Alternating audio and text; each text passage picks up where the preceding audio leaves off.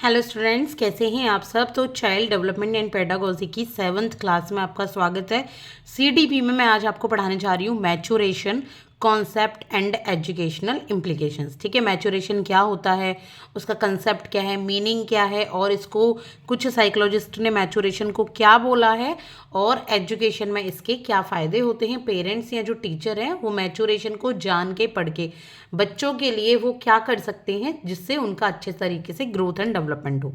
तो देखिए, जो मैच्योरेशन टर्म है, कोई भी टर्म जब हम सीडीपी में पढ़ रहे हैं वो सभी बच्चों के ग्रोथ एंड डेवलपमेंट के लिए ही लागू होती है। ठीक है, ग्रोथ एंड डेवलपमेंट करना चाह रहे हैं ना हम, बच्चे का बहुत अच्छे तरीके से विकास करना चाह रहे हैं, तो इसके लिए ये सब यहाँ पे हम पढ़ रहे हैं। तो मैच्योरेशन का कॉन्सेप्ट क्या है, अगर हम मैच्योरेशन को जाने तो देखिए, जो साइकोलॉजी है, डेवलपमेंटल साइकोलॉजी क्या होती है कि बच्चे किस तरीके से डेवलप हो रहे हैं। तो यहाँ पर उस साइकोलॉजी को जानने के लिए, बच्चों के डेवलपमेंट के लिए हमें मैच्योरेशन को पढ़ना जरूरी हो जाता है। और देखो, मैच्योरेशन मम्मा की एक वॉर्म से स्टार्ट हो जाती है। बच्चे के मैच्योरेशन का मतलब होता है धीरे धीरे आप फिजिकली और मेंटली, सोशली, कल्चरली ग्रो कर रहे हो। तो ठीक है, ग्रो करने को मैच्योरेशन कहते हैं। ऐसे कहते नहीं है वो बहुत मैच्योर हो गया है, इस तरीके से जो वर्ड आता है, तो यही आपका मैच्योरेशन होता है। तो वॉर्म से ही ये, जब माँ कंसीव कर लेती है बच्चे को, तभी से ये डेवलपमेंट स्टार्ट हो जाती है मैच्योरेशन की। मीनिंग क्या है मैच्योरेशन की? मैच्योरेशन की मीनिंग है any change with age in conditions of learning depends upon organic growth rather than prior experience. Maturation का मतलब ये होता है कि जब बच्चे ग्रो कर रहा होता है, ठीक है, जैसे ही बच्चा ग्रो करता है अपनी एज के साथ साथ, ऑर्गेनिक ग्रोथ, ना कि कोई एक्सपीरियंस के थ्रू। एक्सपीरियंस के थ्रू जब बच्चा कोई चीज़ सीखेगा तो उसको हम कहेंगे लर्निंग।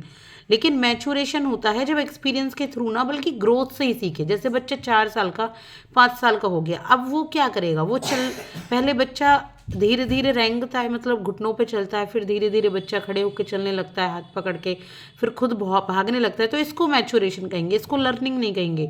ठीक है, और अगर प्रायर एक्सपीरियंस पर सीखा जाता है बच्चा तो उसको लर्निंग कहा जाता है। ठीक है, यानी कि बच्चे का एडल्ट होना या उससे ज़्यादा होना, और दूसरा underlying potential capacity of organism reach a stage of functional readiness. यहाँ क्या होता है, जो बच्चे के शरीर के अंदर जो फंक्शंस हैं, जो माइंड में फंक्शंस हैं, वो काम करना शुरू कर देते हैं। जैसे जब बच्चा स्टार्टिंग में बोलता है तो इस तरीके से बोलता है, बाद में फंबल करके वर्ड्स को बोलने लगता है, बाद में वन लाइन में वो वर्ड को बोलना सीख जाता है, ये चाहिए, इस तरीके से, और फिर उसके बाद पूरे बच्चे सारे ही लैंग्वेज सीख जाते हैं। तो ये जो उनका फंक्शंस है लैंग्वेज का, वो रेडी हो जाता है। तो इसको कहा जाता है मैच्योरेशन। अब मैच्योरेशन की मैं नेचर की बात करूँ तो मैच्योरेशन का क्या नेचर है, कैसा इसका करेक्टरिस्टिक्स है। तो सबसे पहले जो मैच्योरेशन है वो हेरिडिटी से आता है, वो रिजल्ट ऑफ हेरिडिटी है। ये नहीं कह सकते हम कि जो मैच्योरेशन है वो एनवायरनमेंट भी इफेक्ट उस पर डालता है, लेकिन पहले वो हेरिडिटी से आएगा। जैसे कि हेरिडिटी का मतलब है एक स्पेसिस से एक जैसे बच्चे का जन्म लेना। तो हम ये इंसानों के बारे में पढ़ रहे हैं, तो अब ह्यूमन है, और हेरिडिटी से जब मैच्योरेशन उनमें आता है तो क्या होता है, तो हेरिडिटी से क्या होता है, जैसे एक हमें पता है कि 8 से 9 महीने का बच्चा ये करेगा, 10 महीने का बच्चा ऐसे करेगा, 2 साल का बच्चा ऐसे करेगा, तो ये हेरिडिटी का रिजल्ट है। ठीक है, और दूसरे स्पेसिस का अगर बच्चा है तो वो अपने स्पेसिस के अकॉर्डिंग टाइम लेके वो करेगा। इसके बाद प्रोसेस थ्रू आउट डेवलपमेंट, कि एक तो जितनी भी डेवलपमेंट प्रोसेस होती है, ये डेवलपमेंट के साथ साथ ये प्रोसेस चलती है बच्चे की मैच्योरेशन की। जैसे जैसे डेवलपमेंट होती है वैसे वैसे मैच्योरेशन होता है। दूसरा, वेरियस एस्पेक्ट में यहाँ डेवलपमेंट होती है मैच्योरेशन में। सोशली बच्चे अलग मैच्योर होते हैं, मोरल अलग मैच्योर होते हैं, मेंटल अलग हो रहे होते हैं, स्पिरिचुअल। अगर आपने मोरल की बात करूँ तो कोलवर्ग की आपने पढ़ी होगी ना, मोरल डेवलपमेंट की, तो आप उसको यहाँ ऐड करके देख सकते हैं कि कोलवर्ग ने कहा है कि इतने साल के जो बच्चे हैं वो ऐसा जवाब देंगे, उन किसी को पनिशमेंट की वो होगी, किसी को रिवॉर्ड्स लेने, किसी को सोसाइटी के बारे में सोचना। तो इस तरीके से उनके मोरल डेवलपमेंट होते हैं। Helps in development of inner potential, यहाँ पे मैच्योरेशन ये भी हेल्प करती है कि जो एक भी ह्यूमन बीइंग की इनर पोटेंशियल है उसका डेवलपमेंट हो। ठीक है, तो ये मैच्योरेशन का नेचर हो जाता है। इसके बाद बात करेंगे हम effect of maturation and growth and development. अब मैच्योरेशन का क्या इफेक्ट पड़ता है ग्रोथ एंड डेवलपमेंट पर? तो देखिए, जो ग्रोथ है, आपको पता है ग्रोथ में क्या होता है, बॉडी में, माइंड में और बिहेवियर में चेंज आता है। जैसे वर्ड है, वर्ड पहले कंसीव करती है, फिर उसके बाद एग्स को लेज करती है। फिर उसके बाद एक लाइफ स्टार्ट हो जाती है जब वो एग से फूट के चिक्स निकलते हैं। पहले चिक्स फ्लाई करने की कोशिश करते हैं, फिर वो फ्लाई करते हैं। तो ये मैचुरेशन का इफेक्ट है ग्रोथ और डेवलपमेंट पर। ग्रोथ और डेवलपमेंट मैचुरेशन के थ्रू ही होती है। यहाँ किसी ने उन्हें सिखाया नहीं है एग से निकलना है, इतना बड़ा होना है, उड़ना है। यहाँ पर वो खुद से सीखते हैं, ठीक है। हेल्प अलग चीज़ है, जो हेल्प देते हैं वैसे नहीं सिखाया। नो ट्रेनिंग और एक्सपीरियंस बट ग्रो। मैचुरेशन में कोई ट्रेनिंग या एक्सपीरियंस नहीं दिया जाता, बस खुद ही ग्रो हो जाता है। अब ये तो नहीं है ना कि कोई बच्चा बिना माँ बाप का है, मान लीजिए कोई बच्चा, और या फिर उसको कोई ध्यान नहीं दे पा रहा ज़्यादा, तो वो अब बड़ा ही नहीं होगा, वो चल ही नहीं पाएगा, ऐसा नहीं होता। तो वो ग्रो हो जाता है बिना किसी ट्रेनिंग और एक्सपीरियंस के। दूसरा, physical maturity at end of adolescence. अब जैसे ही एडोलेसेंट उम्र आ जाती है, यानी कि आपकी उम्र 13 से लेके 19 तक, जो आपकी टीन एज जिसको बोलते हैं, तो यहाँ पर मैच्योरेशन एक तरीके से पूरा मैच्योर हो जाता है। फिजिकल मैच्योरिटी कंप्लीटली आ जाती है। प्यूबर्टी शुरू हो जाती है बॉयज़ में, गर्ल्स में, तो यहाँ पे पूरी मैच्योरिटी आ जाती है। दूसरा, लिंग्विस्टिक कैपेसिटी भी यहाँ बढ़ती है। मैंने आपको बताया था जो छोटे बच्चे वन वर्ड करके बोलते हैं, पहले आ ऊ में बात करते, फिर पापा मम्मा कह के, फिर ये चाहिए बस एक ही लाइन में, फिर उसके बाद ये पूरे सेंटेंस बोलना सीख जाते हैं। तो ये होती है लिंग्विस्टिक कैपेसिटी। ये मैच्योरेशन का इफेक्ट होता है ग्रोथ और डेवलपमेंट पर मेनली, ठीक है, कि लैंग्वेज बोलनी आ जाए, फिजिकल मैच्योरिटी आ जाए, कोई ट्रेनिंग एक्सपीरियंस की जरूरत भी नहीं है। ग्रोथ होती है इसमें बॉडी, माइंड की और बिहेवियर की। अब हम बात करेंगे मैच्योरेशन और लर्निंग की। तो ये बहुत दो इंपॉर्टेंट टर्म है, और अगर आपसे मैच्योरेशन पूछा जा रहा है तो आपको लर्निंग पहली बात तो पता होनी चाहिए, आप आगे बच्चों को पढ़ाने जा रहे हैं। दूसरी बात, ये एग्जाम में भी पूछी जाती है। तो यहाँ एग्जाम के हिसाब से नहीं, बल्कि खुद आप एक अच्छे टीचर बने, पहले तो आप इसके लिए पढ़ें। तो देखिए जो मैच्योरेशन है उसमें मैंने आपको भी बताया था कि एक नेचुरल प्रोसेस है मैच्योरेशन। आप ट्रेनिंग एक्सपीरियंस भी मत दे तो भी ये होगा ही होगा, ग्रोथ होगी इसमें बच्चे की। लेकिन लर्निंग में एक्सपीरियंस या ट्रेनिंग के थ्रू ही चेंजेस आते हैं। जब हमें कोई पढ़ा रहा है, सिखा रहा है, हम किसी चीज़ को सीख रहे हैं, पढ़ रहे हैं, तब ही हमें लर्निंग होती है, ठीक है। मैच्योरेशन में इरिवर्सिबल चेंजेस है। बच्चा 4 साल का हो गया, वापस तो वो 2 साल का नहीं होगा ना। बच्चा पूरी लाइन बोलना सीख गया, अब ये तो नहीं है कि वो फिर फंबल करके बोलेगा या एक ही लाइन बोलेगा।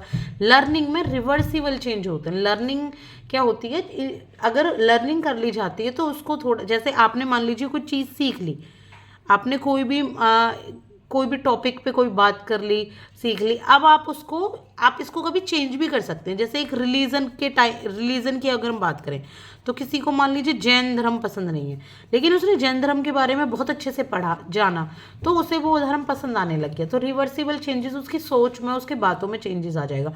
जैसे अगर हम महात्मा गांधी की बात करें, तो महात्मा गांधी की कुछ लोग आपने देखे होंगे अपने आसपास की आलोचना करते हैं, क्रिटिसिज्म करते हैं, लेकिन जब वो महात्मा गांधी की जीवनी पढ़ते हैं या उनको अच्छे तरीके से जानना शुरू करते हैं, तो उनके अंदर चेंजेस आ जाते हैं। तो ऐसे ही लर्निंग में चेंजेस होते हैं, मैच्योरेशन में चेंजेस नहीं होते। दूसरा, गवर्न थ्रू जेनेटिक। जो मैच्योरेशन है, हमारी हेरिडिटी, हमारे जीन्स जो हैं उसके अकॉर्डिंग गवर्न होता है, उसके अकॉर्डिंग ही बढ़ता है। लेकिन लर्निंग जैसी एनवायरनमेंट में अपॉर्चुनिटी मिलती है, एनवायरनमेंट की अपॉर्चुनिटी के हिसाब से लर्निंग होती है। अब आपने बच्चे को गवर्नमेंट स्कूल में डाल दिया, मान लीजिए ज़्यादा फैसिलिटीज़ नहीं है, प्राइवेट में डाल दिया, वहाँ पे बहुत ज़्यादा हैं, तो उसके अकॉर्डिंग लर्निंग होगी। अब इसके बाद है independent of any experience in behavioural changes, कि जो बिहेवियर चेंजेस है वो अपने आप ही चेंज होता है, ऐसे वो इंडिपेंडेंट है, ऐसा नहीं है कोई उसे समझाएगा बताएगा तो चेंज आएगा, उसमें बच्चा खुद चेंज कर लेगा, जैसे कि लैंग्वेज सीखना। लेकिन अगर हम बात करें बिहेवियरल चेंजेस की लर्निंग में, तो ये एक्सपीरियंस के थ्रू ही आता है। पहले कुछ चीज़ पढ़ा, जाना, कहीं निकले, स्कूल गए, तब जाके वो चीज़ें आती हैं। इसके बाद मैच्योरेशन एक लाइफ लॉन्ग प्रोसेस नहीं है, और ये एडल्टहुड पे ख़त्म हो जाते हैं। उसके बाद कोई ये नहीं है मैच्योरेशन में कोई आपके शरीर का अंग बढ़ रहा, घटना जरूर शुरू हो जाते हैं, बढ़ते नहीं है। लेकिन ये लर्निंग लाइफ लॉन्ग प्रोसेस है, बॉम्ब से टॉम तक चलती है, ये आपको पता ही होगा। इसके बाद है natural process without environmental effect. कोई एनवायरमेंटल इफेक्ट नहीं होता मैच्योरेशन में, ठीक है, बिना एनवायरमेंटल इफेक्ट के है। और एक डिज़ायर, लेकिन लर्निंग को एक एनवायरनमेंट की ज़रूरत होती है, ठीक है, कि स्कूल जाना है, कॉलेज जाना है, कहीं ट्रेनिंग लेनी है। मैच्योरेशन में क्या होता है कि मोटिवेशन को कोई खास ऐसा नहीं है कि रोल है इसमें कि मोटिवेट होगा तो ही मैच्योरेशन होगा, लेकिन लर्निंग के में ये की फैक्टर है, इसमें मोटिवेशन, अटेंशन वो बहुत होना जरूरी है। इसके बाद ये लर्निंग पर डिपेंड नहीं है, मैचुरेशन खुद ब खुद हो जाता है, लेकिन ये मैचुरेशन में डिपेंड है। अब आप एक बात बताओ क्यों? आप 1 साल के बच्चे को तो नहीं सिखा सकते ना सारी अल्फ़ाबेट्स और पूरा मतलब सारी पढ़ाई, लेकिन आप जब बच्चा 4 साल का हो जाएगा तब सिखा सकते हो। तो ये मैचुरेशन पर डिपेंड है। आई होप कि आपको समझ आ गया होगा। अगर हम एजुकेशनल इम्प्लीकेशंस की बात करें मैचुरेशन की, तो देखिए टीचर और पेरेंट्स को ये हेल्प मिलती है कि वो बच्चे के फंक्शंस को रिकॉग्नाइज कर पाते हैं कि अगर कहीं बच्चे के मैचुरेशन में प्रॉब्लम आ रही है तो क्या करने की ज़रूरत है। बच्चे के को प्लान और गाइड कर पाते हैं उसके लिए पढ़ाई लिखाई को। एक सॉलिड बेस होता है लर्निंग और ट्रेनिंग का। भाई आप भी पता होती है जब आप करिकुलम लेने जाते हैं, क्या जब आप 3 साल के बच्चे के लिए कोई पढ़ाई खरीदेंगे तो उसमें पता है आपको स्टैंडिंग लाइन होगी, आपकी स्टैंडिंग लाइन होती हैं, स्लीपिंग लाइंस होती हैं, ठीक है, ये लाइंस होती हैं। लेकिन जब आप किसी बड़े 6 क्लास के बच्चे की किताब लेने जाते हो, क्या तब ऐसा मिलेगा? नहीं ना, तब कुछ और फॉर्मूलेज वगैरह मिलेंगे, मैथ्स मिलेगा। तो ये सॉलिड बेस स्थापित करती है किसके लिए? जो लोग करिकुलम बना रहे हैं लर्निंग और ट्रेनिंग के लिए, उसके अकॉर्डिंग फिर ये लोग बनाते हैं। उन्हें पता है कि उनका माइंड कितना डेवलप हुआ है। इसके बाद है comparison of growth and development process. यहाँ पर कंपेरिजन कर पाते हैं दो बच्चों के बीच में, किसी बच्चे में ग्रोथ एंड डेवलपमेंट सही नहीं हो पा रहा तो मैचुरेशन में क्या प्रॉब्लम है। दूसरा principle and approaches for guiding students. बच्चों को गाइड करने के लिए तो देखिए ये प्रिंसिपल्स और अप्रोचेज बनाने के काम आती है ही, कि बच्चे को इंडिविजुअल, ये तो हम कहते हैं कि इंडिविजुअल तरीके से पढ़ाना चाहिए, जो उस बच्चे के साथ जो प्रॉब्लम्स हो उनको दूर करना चाहिए, रिमेडियल टीचिंग अपनानी चाहिए। तो ये एजुकेशनल इम्प्लीकेशन है मैचुरेशन के। आई होप कि आपको मैचुरेशन समझ आ गया होगा। जो भी मेरे इंग्लिश मीडियम या हिंदी मीडियम के छात्र हैं तो इतना तो देखिए सबको पता ही होना चाहिए, अगर आप हिंदी मीडियम के भी हैं। इन शब्दों में आगे जो मैं आपको पढ़ाने वाली हूँ वो बहुत ही इंपॉर्टेंट क्लास में आपको दूंगी, जो कि होगी पेरेंटिंग स्टाइल्स। अब आप ये कहोगे कि मैम आप डेली क्लास नहीं लाती हो, तो देखिए वो मेरे लिए कम पॉसिबल है, क्योंकि मैं और भी 1-2 क्लासेस लेती हूँ। तो मैं आपको एक अल्टरनेट डे पर ही क्लास दे सकती हूँ। अगर कहीं कभी पॉसिबल हुआ तो मैं आपको डेली क्लास भी जरूर दूंगी, ठीक है।